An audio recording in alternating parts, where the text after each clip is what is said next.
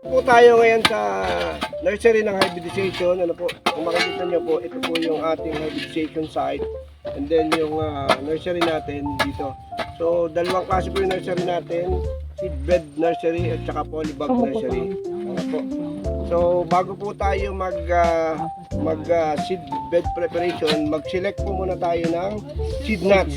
Ano, each group po ay pipili po ng 50 good quality seed nuts and then ipe-prepare po dito sa ating seedbed. Ano po? So, yung bawat group po kukuha ng tigli 50 good quality na seed nuts. Ano po? Yung lahat na mapipili nyo, titingnan namin kung papasok doon sa criteria na good quality. So, okay. Start na po tayo doon sa ating seed nut selection. Base po doon sa inyong napag-aralan.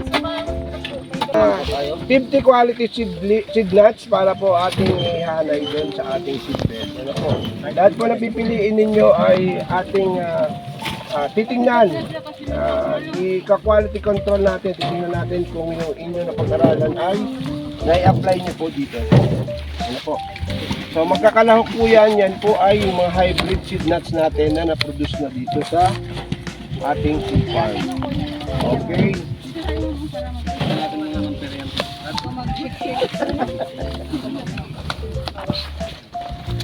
So group ano kayo?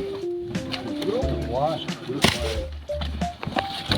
Group 1 baka may kailangan na kami si Pagyo. 1, 2.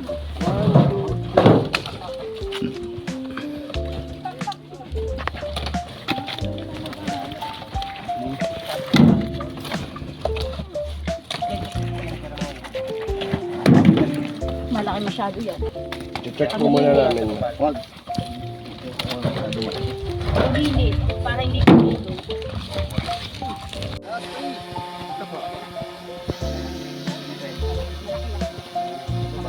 Itataog ko.